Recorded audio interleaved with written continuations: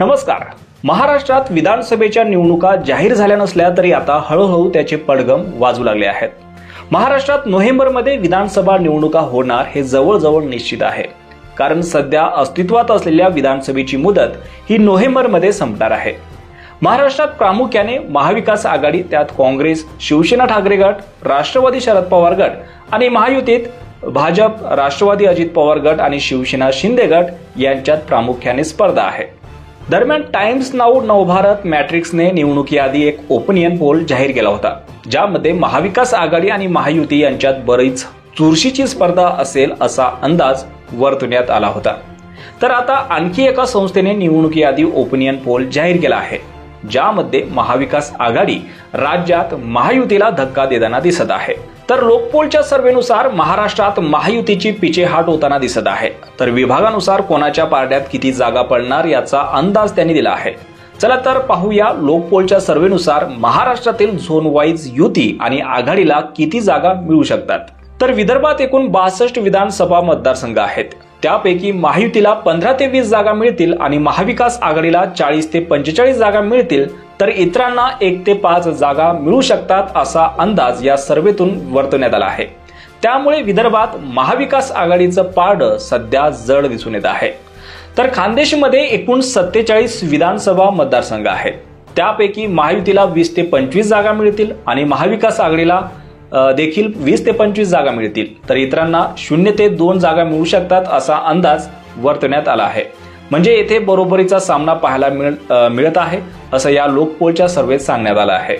ठाणे आणि कोकणमध्ये एकूण 39 विधानसभा मतदारसंघ आहेत, त्यापैकी महायुतीला 25 ते 30 जागा मिळतील आणि महाविकास आघाडीला फक्त 5 ते 10 जागा मिळतील, तर इतरांच्या खात्यात 1 ते 3 जागा जाऊ शकतात असा अंदाज वर्तवण्यात आला आहे।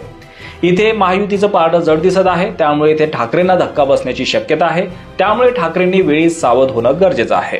तर मुंबईमध्ये एकूण 36 विधानसभा मतदारसंघ आहेत, त्यापैकी महायुतीला 10 ते 15 जागा मिळतील आणि महाविकास आघाडीला 20 ते 25 जागा मिळतील, तर इतरांच्या खात्यात 0 ते 1 जागा जाऊ शकतात असा अंदाज या सर्वेतून वर्तवण्यात आला आहे। या सर्वेनुसार येथे मात्र ठाकरेंचं पारडं सध्या तरी जड दिसतंय आणि महायुतीला येथे धक्का बसण्याची शक्यता आहे। तर पश्चिम महाराष्ट्रामध्ये एकूण 58 विधानसभा मतदारसंघ आहेत, त्यापैकी महायुतीला 20 ते 25 जागा मिळतील आणि महाविकास आघाडीला 30 ते 35 जागा मिळतील, तर इतरांच्या खात्यात 1 ते 5च्या दरम्यान जागा जाऊ शकतात असा अंदाज वर्तवण्यात आला आहे। सर्वात डेंजर झोन म्हणजे मराठवाडा। मराठवाड्यात सध्या मराठा आरक्षणाचा प्रश्न सर्वाधिक पेटलेला आहे। तर मराठवाड्यात एकूण 46 विधानसभा मतदारसंघ आहेत, त्यापैकी महायुतीला 15 ते 20 जागा मिळतील आणि महाविकास आघाडीला 25 ते 20 जागा मिळतील, तर इतरांच्या खात्यात 0 ते 2च्या दरम्यान जागा जाऊ शकतात असा अंदाज या लोकपोलच्या सर्वेमधून वर्तवण्यात आला आहे। त्यामुळे एकूण लोकपोलच्या या सर्वेनुसार महायुतीला एकूण 288 पैकी 115 ते 128च्या दरम्यान जागा मिळू शकतात आणि महायुतीचा वोट शेअर हा 38% ते 41%च्या दरम्यान असण्याची शक्यता आहे असा अंदाज या सर्वेतून वर्तवण्यात आला आहे। तर महाविकास आघाडीला एकूण 141 ते 154च्या दरम्यान जागा मिळण्याची शक्यता आहे, तर वोट शेअर हा 41 ते 44% असण्याची शक्यता आहे। तर इतर आणि अपक्ष यांना 5 ते 18च्या दरम्यान जागा मिळण्याची शक्यता आहे। अशा प्रकारे एकूण अंदाज लोकपोलच्या या सर्वेमध्ये सांगण्यात आलेला आहे।